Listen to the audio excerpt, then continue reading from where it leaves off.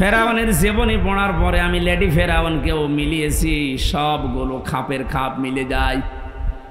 ফেরাউন ক্ষমতা নেওয়ার পরে 4টা কাজ করেছিল ওর বন্ধু হামানের কথা মতো। এই পৃথিবীতে বহু ফেরাউন যারা আছে, সে পুরুষ হোক আর লেডি হোক, এই মানুষগুলোও দেখলাম এই 4টা কাজই হাতে নিয়েছে।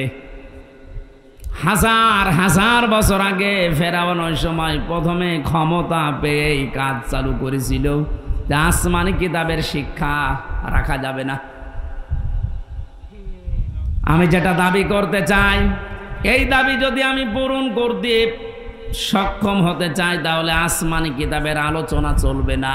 কারণ দাবি করার চেষ্টা চালিয়েছিল আনা রব্বুকুমুল আ'লা, আমি সব চাইতে বড় রব, আমার উপরে আর কিছু চলবে না।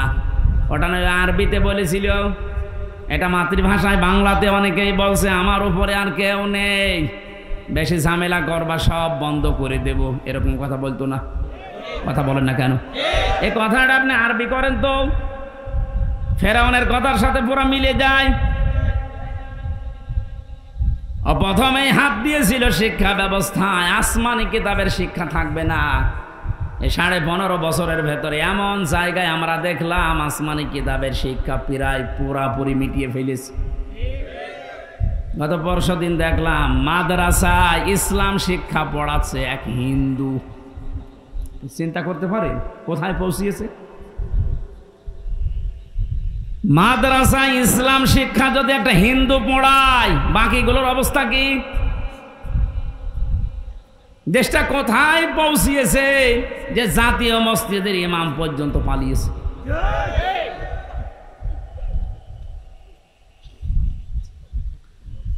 কত বড় দুর্নীতিগ্রস্ত হলে বাইতুল মুকাররমের ইমামও পালিয়ে যায়। ফেরাউন ক্ষমতা পাওয়ার পরে ও যা করেছিল প্রথমে, আজকে পৃথিবীতে অনেক জালেমকে আমরা এইটাই দেখেছি, ওরা প্রথমেই হাত দিয়েছে শিক্ষা ব্যবস্থায়। আল্লাহর কোরআনের নবীজির হাদিসের জীবনী যেগুলো ছিল এগুলো সব বাদ দেন, এইগুলো চলবে না।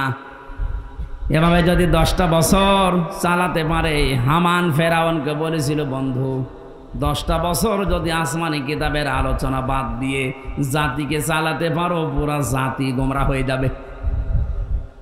চিন্তা করেছেন কোথা থেকে নিয়েছে এই বিষয়গুলো? 2 নম্বরে, আসমানি কিতাব যারা শিক্ষা দেয়, এই আলেমগুলোকে কারণে অকারণে দুনিয়া থেকে বিদায় করো, তাই করতে আরম্ভ করেছিল। কত আলেম বিদায় নিয়েছে, কত আলেম এখনো পর্যন্ত ছেলে আছে।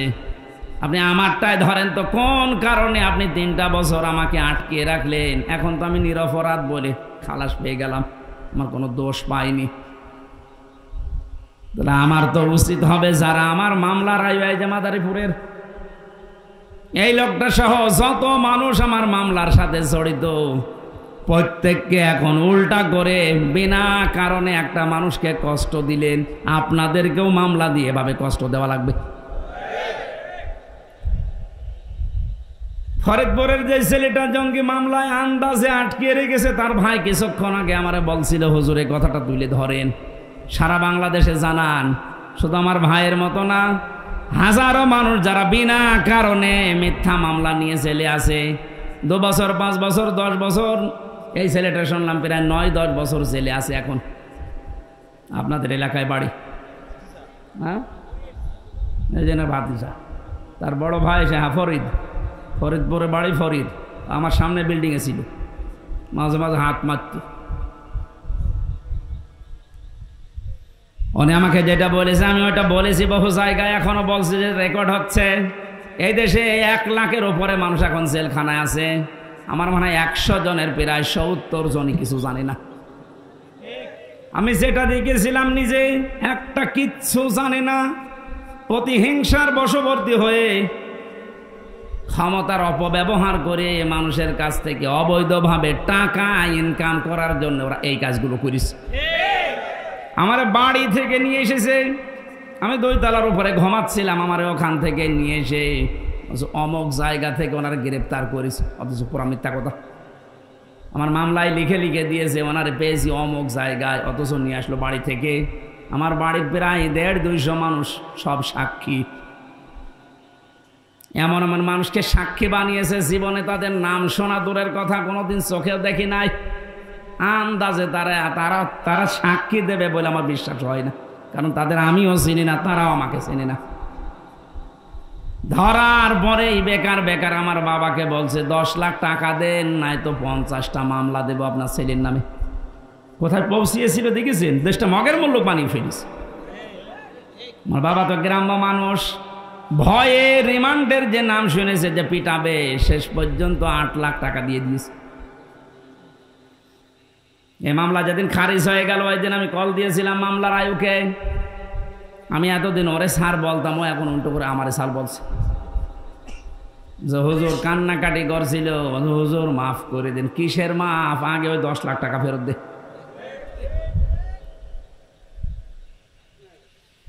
কারণে অকারণে হাজারো মানুষকে আপনি এভাবে জেলখানায় রেখেছেন, যাদের মামলা প্রমাণ হয়ে যাচ্ছে, যারা নির্দোষ খালাস পেয়ে যাচ্ছে। আমার মনে হয় উচিত হবে সরকারের এই মুহূর্তে আইন পাশ করা, যারাই মামলার আয়ু থেকে জড়িত উপর পর্যন্ত প্রত্যেকে এভাবে 8-10 বছর করে জেলে রেখে দেন। দেখেন কেমন লাগে। একটা মানুষ যদি পরিবারের যে মেন, সে যদি জেলে থাকে, তার পরিবারটা সে শুধু নষ্ট হয় না, তার পরিবারও শেষ।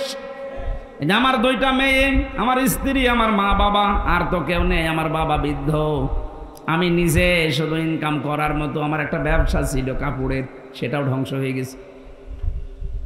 আপনি সব কিছু নষ্ট করে দিলেন। 3টা বছর কি কষ্ট দিয়েছেন বাড়ির মানুষকে। প্রতি মাসে মাসে জেলখানায় টাকা পাঠাও, মামলার পেছনে খরচ করতে করতে আমার বাবা নিঃস্ব হয়ে গেছে। আর মানুষও যে এত সিটার বাটপা। এই গ্রাম্য মানুষটার কাছে যে বলতো আপনার ছেলেকে আমরা বের করে দেব, 5 লাখ টাকা দেন। উনি তো জমি বিক্রি করে বলতো ভাই তাড়াতাড়ি করেন। শেষে 2-1 মাস 3 মাস ঘোরার পরে বলতো পারলাম না, টাকা ফেরত দেন। টাকা খরচ হয়ে গেছে। এভাবে একটা মামলা 30 বার যদি হাইকোর্টে তোলা হয়, আপনি কত টাকা খরচ হয় হিসাব করেন। এই জন্যে বলছি, যারা এভাবে মামলা দিয়েছেন, মিথ্যা মামলা যেগুলো প্রমাণ হচ্ছেন না, এরা কিছু জানে না। 2 বছর 5 বছর 10 বছর পরে খালাস পেয়ে যাচ্ছে বেকসুর, তার মানে ওর অপরাধ আপনি পাননি। কথা বলেন না কেন? আদালত কোনো অপরাধ প্রমাণ করতে পারেনি, এই জন্যে তো খালাস দিয়েছে। সুতরাং আশা করবো যারা এর সাথে জড়িত, এদের বিরুদ্ধে আজ আমরা মামলা দিয়ে এদেরকেও 3 বছর জেল খাটাবো। দেখ, আপনার ছেলে মেয়ে নষ্ট হয়ে যাবে, আপনার বউ নষ্ট হয়ে যাবে। আরমান আজমি, আমান আজমির বউ পর্যন্ত চলে গেছে, অন্য জায়গায় বিয়ে করেছে। আপনি চিন্তা করতে পারেন, কারণ সে তো জানতো না যে আমার স্বামী বেঁচে আছে কিনা। এ মহিলারও কোনো দোষ নেই, কিন্তু ব্যারিস্টার আরমানের স্ত্রীটা 8 বছর পর্যন্ত টিকে ছিল, সেও তো জানতো না আমার স্বামী বেঁচে আছে না মারা গেছে। কত বড় কঠিন হৃদয়ের মানুষ আপনি ছিলেন। আপনি সব জানতেন যে ওকে কোথায় কোথায় রেখেছি। কত কান্নাকাটি করেছে ইলিয়াস, ইলিয়াস আলীর স্ত্রী, তার সন্তান এসে। এত বড় অভিনয় করলেন কি করে? ইলিয়াসের মেয়েটার মাথায় হাত দিয়ে বলছে তোমার বাবা কোথায় আছে আমি খোঁজ করে দেখবো, অথচ তখন মারা হয়ে গেছে তারে। এইরকম অভিনয় করে আপনি পার পেয়ে গেলেন দুনিয়ার মানুষের সামনে। আমি এই জন্য বলছিলাম, বাংলার 18 কোটি মানুষ আপনাকে মাফ করে দিলেও ব্যারিস্টার আরমানের ইলিয়াস আলীর বউ আপনাকে মাফ করবে না। আমার 3 বছরে আমার বউ আপনাকে মাফ করবে না।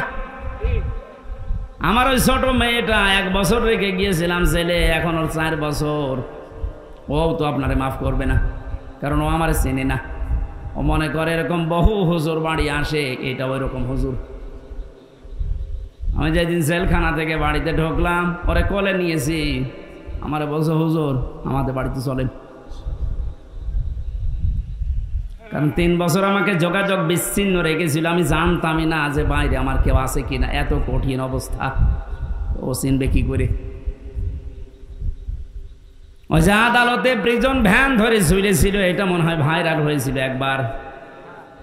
এই দৃশ্যগুলো দেখে NSI যিনি প্রধান ছিলেন ওই সময়, গোয়েন্দা বিভাগের যারা দায়িত্বে ছিল, SB স্পেশাল ব্রাঞ্চের, তারা পর্যন্ত, ডিআইজি নাফিউল স্যার পর্যন্ত কান্না করেছে যে না, এটা মেনে নেওয়া যায় না। এতটুকু একটা বাচ্চা 3.5 বছর বয়স, ও প্রিজন ভ্যান ধরে ঝুলে আছে বাবাকে এক নজর দেখার জন্যে। এরপরও আপনার মন গলে নাই। আপনি যদি জানতেন যে অপরাধী, তাহলে তো শাস্তি দিতে পারতেন। আপনি নিজেও জানেন, এমনকি অফিসাররা আমারে বলতো, হুজুর আপনি কিছু করেননি, আমরা জানি। কত বড় শয়তান দেখেছে, নিজেরা বলতো যে আপনি কিছু জানেন না, আমরা জানি। তারপরও ওরা এই অবস্থাগুলো করেছে। এমনি জেলে দিলে তো হতো, জেলে গেলে সারাদিন ঘোরাফেরা করা যায়, বিশাল এরিয়া।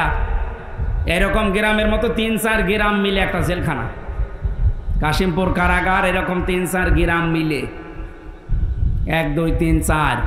এখানে সারাদিন যদি ঘোরাফেরা করেন মনে হবে বাড়ির মতোই আসি। বিকাল 5টার সময় তালা লাগিয়ে দেয়, সকাল 7টায় আবার খুলে দেয়। বিভিন্ন মানুষের সাথে দেখা হয়, জেল খাটা ঝামেলা, খাবারের সমস্যা আছে। কিন্তু আমাদের আর মাওলানা মামুনুল হককে যা করেছে, 24 ঘন্টা ফাঁসির কন্ডেম সেলের ভেতরে তালাবদ্ধ রাখছে। মনে হচ্ছে কি করেছি আমরা, অথচ কিছুই জানি না।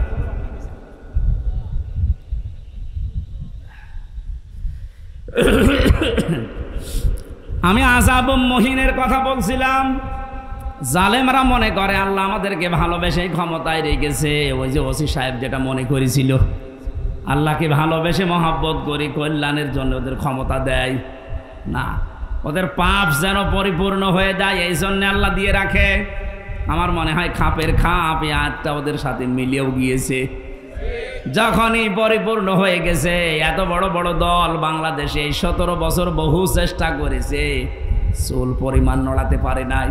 অথচ মাত্র কিছু ছাত্র, আমার মনে হয় আল্লাহ এদেরকে আবাবিল পাখির মতো ব্যবহার করেছে। কারণ পাপ পরিপূর্ণ হয়ে গেছে, এখন আবাবিল পাখির মতো ব্যবহার করে জালেমদেরকে এমন ভাবে অপমান করেছে।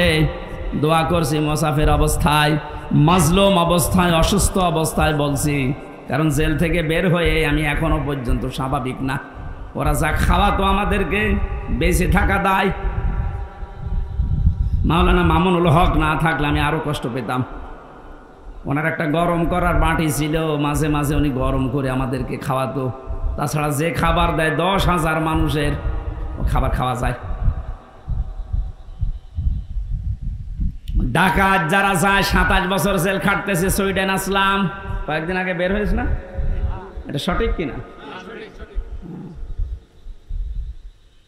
এরপরে ডেঞ্জার রাসও ছিল গোপালগঞ্জের, ভয়ঙ্কর তাজ ছিল টাঙ্গাইলের, নাসির বের হয়েছে। এ মানুষগুলো আমাদের ওপর দ্বারাই ছিল। এদের হ্যাঁ, এরা 27 বছর জেল খেটেছে, কিন্তু একটু আরামে ছিল। ওদের ভিআইপি তো, ওরা ভেতরে থাকার পরও বাইরে ওদের রাজত্ব চলতো। এই কারণে কোনো অভাব ছিল না। এক মাসে ওদের 8-10 লাখ 20 লাখ টাকা খরচ, আর আমাদের 20 লাখ 10,000 টাকা বাড়ি থেকে পাঠাতে আমার আব্বা। যেখানে 20 লাখ খরচ করে একটা লোক, সেখানে 10,000 টাকায় হালে পানি নেবে। এখানে কষ্টটা আরো বেশি দিত। টাকা আনতে পারিস না, টাকা আনবো কি করে? আর কি ওর মতো বাম হাত ডাম হাতের ইনকাম আছে? এই কষ্টগুলো দেওয়ার কারণে শেষ পর্যন্ত, তারপরও বলছি, ওনারা যদি ফাঁসির কন্ডেম ছেলে না রেখে আমার শুধু জেলে রাখতো, আমার মনের ভেতরে এত দুঃখ কাজ করতো না। এমন করেছে আমার সহ্যের বাইরে চলে গেছে। আমার মা, বাবা, স্ত্রী আর সন্তান, এদের ছাড়া কাউকে দেখা করতে দেবে না। তাও এরা যদি 3 মাস পরে একবার যেত, 9টা না 10টা গোয়েন্দা বিভাগ থেকে রিপোর্ট লাগবে যে হ্যাঁ এটা মা বাবা। কেন আমি বলে দিচ্ছি যে ছবি দেখে এটা আমার মা বাবা হবে না, 9-10টা গোয়েন্দা বিভাগ খবর নেবে। তার মানে ও খবর নিতে 8-10 ঘন্টা শেষ। কুষ্টিয়া থেকে কাশিমপুর কারাগার গাজীপুরে যাওয়া আসা করতে 7 দিন লাগে। আর আমাদেরকে আত্মীয় স্বজন ওখানে আছে। কি করলেন আপনি বলেন তো? আর এখন বলেন আমি কি করেছি আপনি টের পান না। এখানে জুলুম যারা করেছেন তারা তো আমাদের মামলার আসামি শুধু না, আপনারা আল্লাহর মামলার আসামি।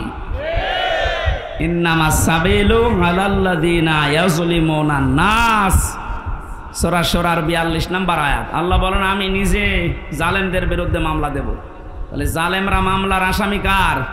আল্লাহর মামলার আসামি। আপনি তাদের সাপোর্ট করেন না তো শুধু সামিয়ানার নিচে। আল্লাহ তুমি আমাদেরকে যে কষ্ট জালেমদের মাধ্যমে দিয়েছো, আমরাও এখন মুসাফির অবস্থায়, মাজলুম অবস্থায়, অসুস্থ অবস্থায় দোয়া করছি কিয়ামতের আগে যেন জালেম চেয়ারে আর কোনোদিন বসতে না পারে। দরকার হয় গরু ছাগল দিয়ে চলুক, তারপরও কোনো জালেমকে আমরা আর দেখতে চাই না। কথা বলেন ঠিক কিনা? এক জালেম বিদায় নেওয়ার পরে আরো কোনো মানুষ যদি এসে এখানে জুলুম করে, তাদেরও দাঁত ভাঙা জবাবে দেশের মানুষ দেবে ইনশাআল্লাহ।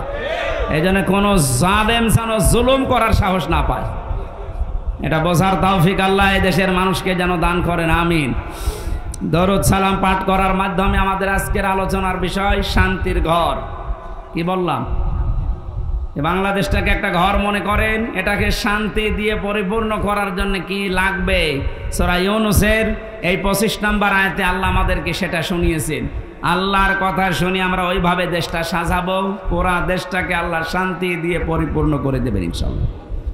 কোরআনে কারীম থেকে পড়ে না, আউযু বিল্লাহি মিনাশ শাইতানির রাজিম, বিসমিল্লাহির রহমানির রহিম,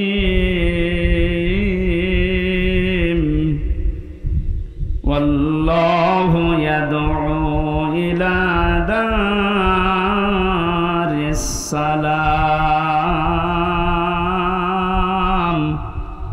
ওয়া ইয়াহদি মান ইয়াশাউ ইলা সিরাতিন মুস্তাকিম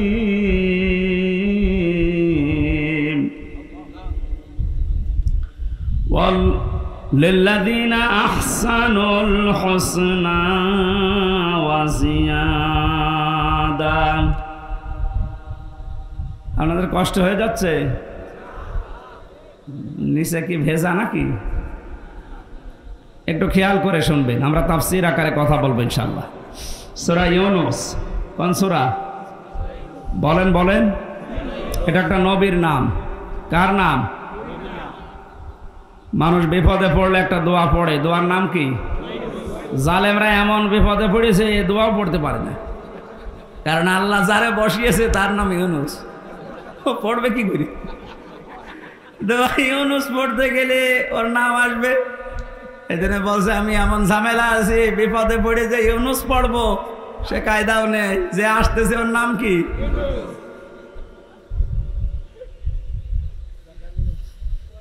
সূরা ইউনূসের একটা মাত্র আয়াত আর একটা আয়াতের খণ্ড বিশেষ আমরা পড়েছি। এটা 10 নম্বর সূরা কোরআনে কারিমে, মক্কায় নাজিল হয়েছে। আয়াত আছে 109টা, রুকু আছে 11টা। 25 নম্বর আর 26 নম্বর আয়াতের প্রথম অংশটা আমার আলোচনার বিষয়। আজকে আমি কোরআন দিয়ে সাজিয়েছি, এটা শান্তির ঘর। কিসের ঘর? ঘরটা যদি শান্তির হয়, এ পৃথিবীর মানুষের হায়াত বেড়ে যাবে। এই যে আমরা পুরুষ মানুষ যারা আছি, বাইরের জীবন থেকে যখন সাংসারিক জীবনে আসি, ঘরটা যদি শান্তির ঘর হয়, আল্লাহ পাক আমাদেরকে ওই দোয়াও শিখিয়েছেন যে আমার কাছে এই দোয়াটা করো, রব্বানা হাবলানা মিন আজওয়াজিনা ওয়া যুররিয়াতিনা কুররাতা আ'য়ুনিন ওয়াজআলনা লিল মুত্তাকিনা ইমামা। আল্লাহ পাক বলেন, বান্দারা আমার কাছে বল, হে আমাদের রব, তুমি আমাদেরকে বউ দাও, সন্তান আদি দাও, এমন সন্তান এমন স্ত্রী আমাদের কপালে তুমি তৈরি করে দাও যেগুলো দেখলে আমাদের চোখ শীতল হয়ে যায়। ফরিদপুরবাসী এমন বউ দরকার যে বউ দেখলে আমাদের চোখ শীতল হয়ে যায়, অন্যদিকে আমাদের মন আর না যায়। বউ শুধু সুন্দরী হলে এটা হবে তা না, বউকে দিনদার হওয়া লাগবে। এই পৃথিবীর ময়দানে যত কর্মে যত কঠিন কাজ আছে, বাইরের জীবনের সব শক্ত কাজগুলো করে যখন মানুষ বাড়িতে আসবে, ঘরে প্রবেশ করার সঙ্গে সঙ্গে স্ত্রীর মাধ্যমে আল্লাহ একটা আলাদা শান্তি পুরুষকে দেবে। আমিন আয়াতিহি আন খালাকাকুম মিন আজওয়াজিকুম লিতাসকুনু ইলাইহা ওয়া জাআলা বাইনাকুম মাওয়াদ্দাতা ওয়া রাহমা। আয়াতের ব্যাখ্যা বিশ্লেষণ এইটাই বলে। এই জন্য মানুষ কাবা শরীফ যখন তাওয়াফ করে, প্রত্যেকটা চক্কর দেওয়ার সময় আমি দেখেছি রুকনি ইয়ামিনী থেকে শুরু করে হজরে আসওয়াদ এই জায়গাটা পার হওয়ার সময় লক্ষ লক্ষ মানুষেরা পড়তে থাকে রব্বানা আতিনা ফিদ দুনিয়া হাসানা, হে আল্লাহ দুনিয়ায় হাসানা দাও। তাফসীরে হাক্কানিতে দেখেছি দুনিয়ার হাসানা প্রধানত তিনটা। এক নম্বরে শান্তির ঘর, ওই ঘরটা শান্তির ঘর যে ঘরের ভেতরে ইসলাম আছে, যে ঘরের মেয়ে লোক সন্তানগুলো ইসলাম মেনে চলে। বাইরের জীবন থেকে আসার পরে এই ঘরটা আল্লাহ এমন শান্তি পরিপূর্ণ করে রাখে, বাইরের যত ক্লান্তি শ্রান্তি সব আল্লাহ ঘরে প্রবেশ করলে দূর করে দেয়। এই যে রাতের বেলা এখন বাড়ি রাস্তা দিয়ে যাওয়ার সময় কত রকমের ভয়, কিন্তু ঘরে প্রবেশ করলে একটা আলাদা শান্তি আল্লাহ তৈরি করে দেয়। আল্লাহ রাব্বুল আলামিন বলেন আমার ইসলামের একটা ঘর আছে, এই ঘরটা পরিপূর্ণ করা শান্তি দিয়ে। এই ঘর যদি কেউ শান্তি দিয়ে পরিপূর্ণ করে নিতে চায় কমপক্ষে 16টা বিষয় দুনিয়াতে তাকে মানা লাগবে। আল্লাহ এই ঘরের দিকে আমাদেরকে আহ্বান জানাচ্ছেন, আল্লাহু ইয়াদউ ইলা দারিস সালাম। আল্লাহ তোমাদেরকে ডাকতেছেন শান্তির ঘরের দিকে। তাহলে আল্লাহ যে ঘরের দিকে ডাকে, ঘর কিসের ঘর বলেন তো? আরো জোরে বলেন। ঘর বানাতে হলে আমরা কয়েকটা জিনিস পাই, এদিকে তাকান। এক নম্বরে পৃথিবীতে যত ঘর আমরা দেখতে পাই ঘরের 4টা খুঁটি লাগে। খুঁটি না হলে, পিলার না হলে ঘর তুলতে পারবেন? প্রথমে খুঁটি লাগবে। এই খুঁটি 4টা খুঁটি যদি আপনি ইসলামের যে ঘরে প্রবেশ করতে চান, এই ঘরের 4টা খুঁটি আল্লাহ সাজিয়েছেন নামাজ দিয়ে, রোজা দিয়ে, হজ দিয়ে, যাকাত দিয়ে। ঘরে শুধু খুঁটিগুলোই হলেই হয় না, কেউ যদি ঘরকে মজবুত করতে চায়, বিপদ আপদ থেকে শত্রুর হাত থেকে মুক্ত করতে চায়, অবশ্যই ঘরে বসবাস করার জন্যে ছাদ দেওয়া লাগবে, নাই টিনের ছাউনি দেওয়া লাগবে। কথা বলেন ঠিক কিনা? আল্লাহ যে ঘরের কথা জানাচ্ছেন যে ইসলাম নামক ঘরে, ঘরে প্রবেশ করলে শান্তি পাওয়া যাবে। এই ঘরটা আমার আল্লাহ ছাদ হিসাবে যার নাম দিয়েছেন, এইটার নাম হচ্ছে কালিমা। আপনি এইটা না থাকলে ঘরে প্রবেশ করতে পারবেন ঠিকই, তো থাকতে পারবেন না আরামে। ওপর থেকে বৃষ্টি আসবে, ভিজে যাবেন, এমনকি বহু ঝড় ঝাপটা আসতে পারে। আমরা এখন এমন একটা ঘর তৈরি করতে চাই বাংলাদেশকে, যে ঘরে এই ডাকাতি থাকবে না, ঝড় ঝাপটা আসবে না, চিন্তা থাকবে না, চিন্তায় রাহাজানি এরকম কোনো ভয় আমাদের এই ঘরের ভেতরে আসবে না। পুরা 56,000 বর্গ মাইল আমরা একটা ঘর বানাতে চাই। কথা বলেন ঠিক কিনা? এটা বানাতে হলে আল্লাহ পাক যে নিয়ম নীতিগুলো দিয়েছে এইগুলো আমাদের দেশে এখন কাজে লাগান। ডক্টর মোহাম্মদ ইউনূস করবেন কিনা জানি না। এই যে নামাজের জন্য আমরা অনেকে দাওয়াত দিয়ে বেড়াই, নামাজ দাওয়াত দেওয়ার বিষয় না, নামাজ রাষ্ট্রীয়ভাবে কায়েম করার বিষয়। কোরআনে কারীম জানিয়েছে আল্লাযীনা ইম্মাক্কান্নাহুম ফিল আরদি আকামুস সালাহ ওয়া আতাউয যাকাতা ওয়া আমারু বিল মা'রুফি ওয়া নাহাউ আনিল মুনকার ওয়ালিল্লাহি আকিবাতুল উমুর। আল্লাহ বলেন আমি কোনো মুমিনকে যদি রাষ্ট্র ক্ষমতায় বসাই, ক্ষমতা পাওয়ার পরে তার কাজ হবে নামাজের বিল সমাজে জারি করা। যদিও 1 মাস 2 দিন হয়ে গেল, এখনো পর্যন্ত আমরা এটা পাইনি। তাহলে এমন মানুষকে এখানে পাঠাতে হবে যে মানুষগুলো এসে আল্লাহর কোরআনের এই কথাটা পালন করবে। কথা বলেন না কেন? এটা যদি রাজনীতি মনে করে আপনি চলে যান, আপনার কপালে আগুন লাগবে। এটা হামজা বানাচ্ছে না, আল্লাহ বানিয়ে দিয়েছেন। শান্তির ঘর তৈরি করতে হলে মাস্ট বি নামাজ রাষ্ট্রীয়ভাবে নিয়ে আসা লাগবে। হয়তো আমি দাওয়াতি কাজ করে সলিমদ্দি ভাই কলিমদ্দি ভাই নামাজ পড়তে যাই, এভাবে দাওয়াতি কাজ করে কয়জন আসবে? এটা আইন পাশের বিষয়। আল্লাহ এমন একটা শান্তির ঘর তৈরি করে দিতে চান। ঢাকা বিশ্ববিদ্যালয় এখন যিনি ভিসি, উনি ইমামতির যোগ্যতা রাখেন। উনি নিজে ছাত্রদেরকে সাথে নিয়ে নামাজ আদায় করাচ্ছে। আজকে আমি একটা সিভিল সার্জনের ভিডিও দেখলাম, এটা জেনারেল মানুষ, কোরআনে কারিম এমন মধুর কণ্ঠে কারি আব্দুল বাসিতের মতো তেলাওয়াত করছে, জীবনটা জুড়িয়ে যাচ্ছে। আমরা যে বলেছিলাম বাংলাদেশে 1628 জন মানুষ দায়িত্বে আছে, আমরা সবাই এরকম কোরআনওয়ালা মানুষ চাই। ঢাকা বিশ্ববিদ্যালয়ের ভিসির মতো বাংলাদেশের যত বিশ্ববিদ্যালয় আছে প্রতিটি বিশ্ববিদ্যালয়ে এরকম ভিসি দেখতে চাই, যারা নিজেরা ছাত্রছাত্রীদেরকে নিয়ে ইমামতি করার যোগ্যতা রাখে। একটা ভিসি যদি ওখানে ইমাম হয়, হলের প্রভোস্ট যিনি যদি ইমাম হয়, তার আন্ডারে যতগুলো মানুষ থাকবে তারা যদি তার ইমামতিতে নামাজ পড়ে, কোনোদিন সিট বাণিজ্য হবে না, খাদ্যের জন্য কোনোদিন বাণিজ্য করা হবে না। 1 মাস 2 দিনের রিপোর্ট আজকে দেখেছেন, শুধুমাত্র জালেমরা বিদায় নেওয়ার কারণে যে সমস্ত হলগুলোতে ভর্তুকি দেওয়া লাগতো, খাবারের সমস্যা ছিল, লস হতো, এই খাবারের হোটেলগুলোর মালিক এখন হলের যারা দায়িত্বে আছে ওরা বলছে আমাদের আর লস হচ্ছে না। সুবহানাল্লাহ বলতে পারেন না? এতটুকু বৈষম্য দূর করার পরে যদি স্বাভাবিক অবস্থায় ফিরে আসে, এখনো যে জালেমগুলো চেয়ারে বসে আছে এগুলোকে নামান, বিশেষ করে চোপ্পু মিয়াকে। কথা বলছে না কেন? জালেমদের থাকাকালীন একে নিয়োগ দেওয়া, এই চোপ্পু মিয়াকে তাড়াতাড়ি নামান। একে দিয়ে কিন্তু মাঝে মাঝে একটা ইস্যু তৈরি করে ক্রু করার চেষ্টা চালাবে জালেমরা, কারণ জালেমরা তো বসে নেই, বিভিন্ন জায়গায় যে ওরা কিন্তু কাজ চালিয়ে যাচ্ছে এখনো। কয়েকদিন আগে আমি সিঙ্গাপুরে গিয়েছিলাম, এখান থেকে যে জালেমরা পালিয়েছে ওখানে আমি জুলুমের বিরুদ্ধে বক্তব্য দেওয়ার কারণে ওই দেশের পররাষ্ট্র মন্ত্রণালয় নালিশ দিয়েছে আমার নামে, বলেছে ওনার দেশে মামলা আছে, আর উনি এসে এদেশে বক্তব্য দিল। ওই দেশে যারা দায়িত্বে আছে ওরা খোঁজ খবর নিয়ে এই 2-3 দিন আগে যেহেতু মামলাটা ঢিসমিস হয়ে গেছে, এখন ওরা বিপদে আছে। আরে বেটা, ওরে রাখা আদালত থেকে তো বেকসুর খালাস দিয়েছে, ওর কোনো দোষ নেই, তুই বেকার ওর নামে উল্টা পাল্টা করে আমার কাছে নালিশ দিলি। ও দেশটা তো আমাদের মতো হুসুকে বাঙালি না, ওরা খোঁজ খবর নিয়ে দেখতে পেয়েছে জামিনের নিরপরাধ। যারা নালিশ দিয়েছে নালিশ পাঠিয়ে এখন থাকার খবর আছে।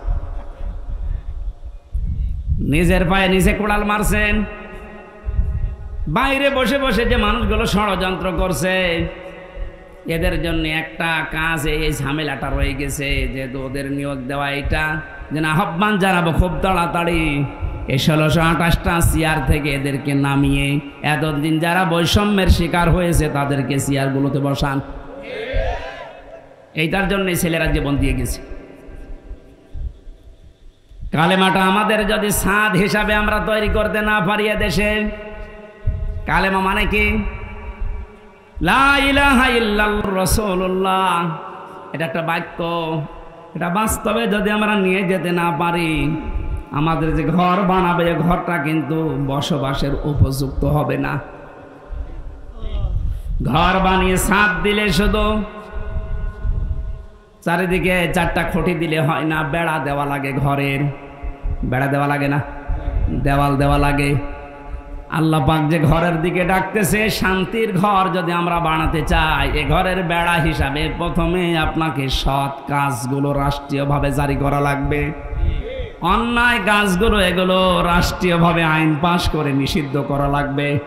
এটা যদি রাষ্ট্রীয়ভাবে নিষিদ্ধ হতো, বাংলাদেশের বহু ব্রিজের এই অবৈধ টোলগুলো বন্ধ হয়ে যেত।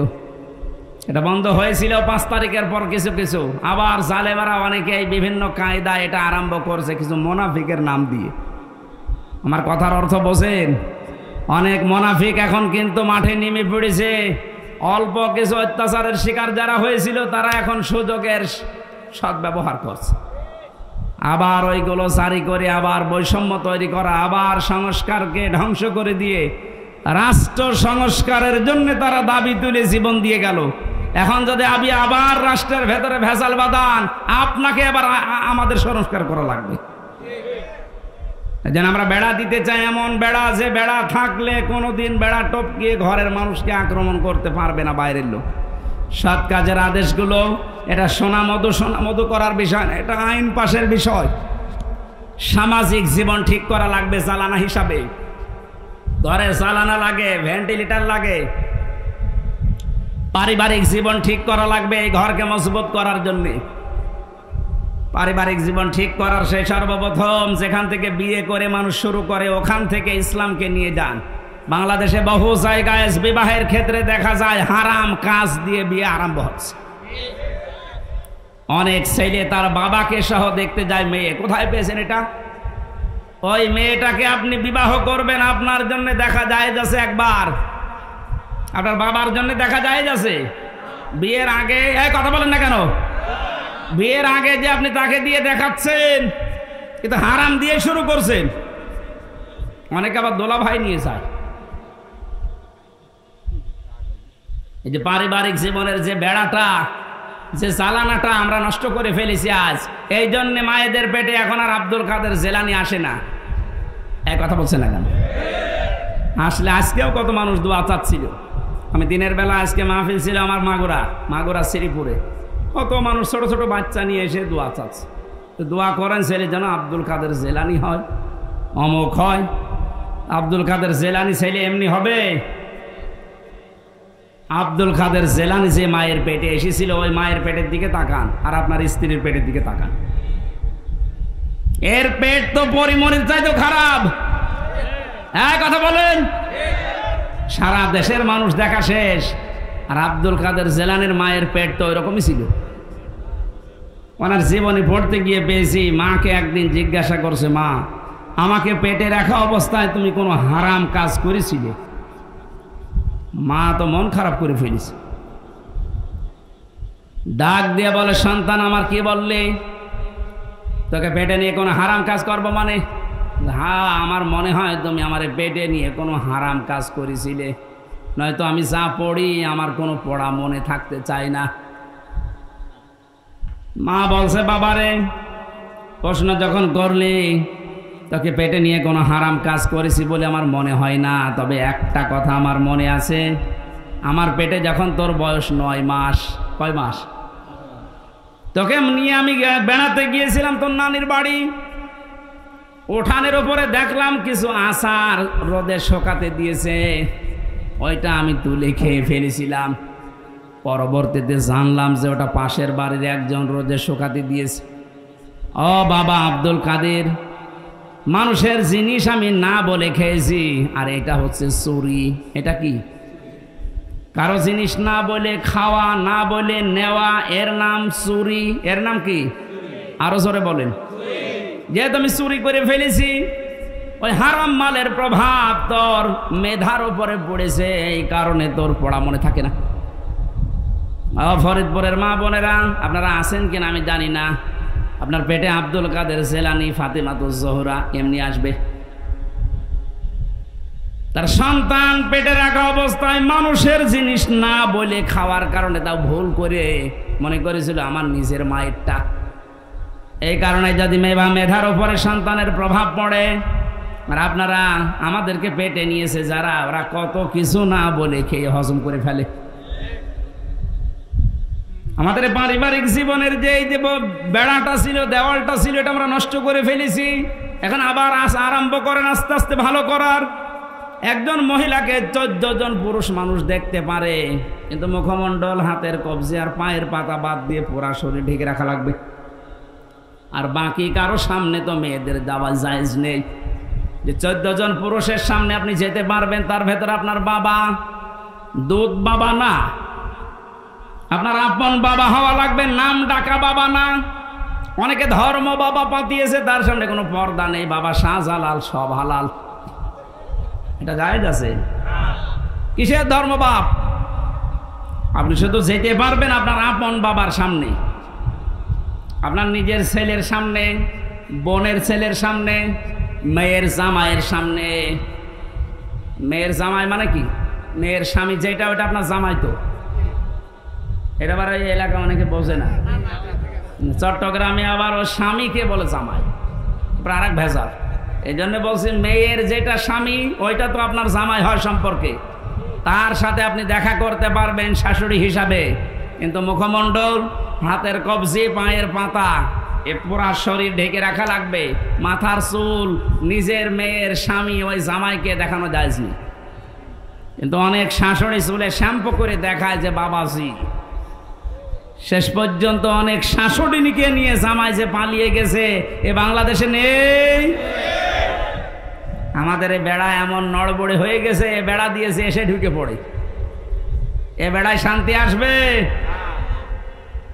শুধু এ দেওয়ালগুলো না, বেড়াগুলো না, এরপর আবার জালানা আছে।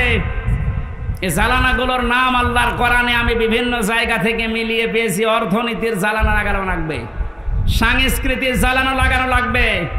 আর সাংস্কৃতিক জগৎটার জালানা আমরা এমন ভাবে খুলে দিয়েছি, ভারতের আগ্রাসন, আকাশ সংস্কৃতির নামে এমন এমন কিছু আসে। এখন শুনলাম যে নাকি ভারতের এই 36টা চ্যানেলের অনেকগুলো চ্যানেল বন্ধ হয়েছে। আমি জানি না, এটা আইন পাশ করে এই মুহূর্তে বন্ধ করে দেওয়া দরকার। কোনো শিক্ষা নেই এই চ্যানেলগুলোতে, বিশেষ করে স্টার জলসা, স্টার প্লাস, যে প্লাস, যে বাংলা। কি শেখেন এখান থেকে? শুধু তালাতালি করা আর এর কথা ওর কাছে লাগান। ডক্টর মোহাম্মদ ইউনুস একটা নবীর নাম, এরপর আবার মোহাম্মদ, দুইটা। আপনি ডক্টর মানুষ, অনেক শিক্ষিত মানুষ, আশা করব বাংলার জনগণ আশা করে আছে 96% মুসলমান। আপনি তাড়াতাড়ি আইন পাশ করে ভারতের এই 36টা চ্যানেল বন্ধ করে দিন। কারণ ভারতের এত বড় দেশে বাংলাদেশের একটা চ্যানেলও চলে না। একটা চ্যানেল চলতো তাও আংশিক, এটিএন বাংলা, বাকি একটাও চলে না। আমি তো বহুদিন ভারতে থাকতাম, অথচ 36টা চ্যানেল চলছে এই দেশে।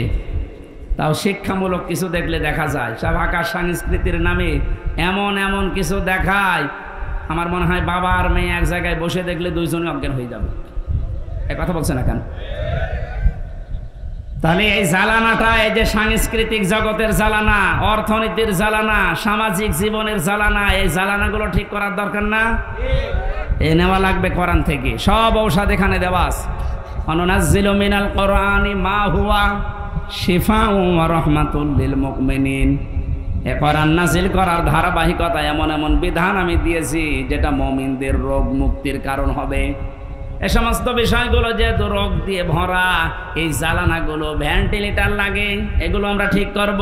এগুলো মুআমালাত, মুআশারাত, মানুষের সাথে কথা বলতে হলেও আপনি বাইরে থেকে কথা বলবেন যখন হাসি মুখে বলবেন। মোবাইলে যখন কথা বলবেন এমন নরম ভাষায় বলা লাগবে যেন এক একটা কথায় সাদগা দেওয়ার মতো সওয়াব হয়।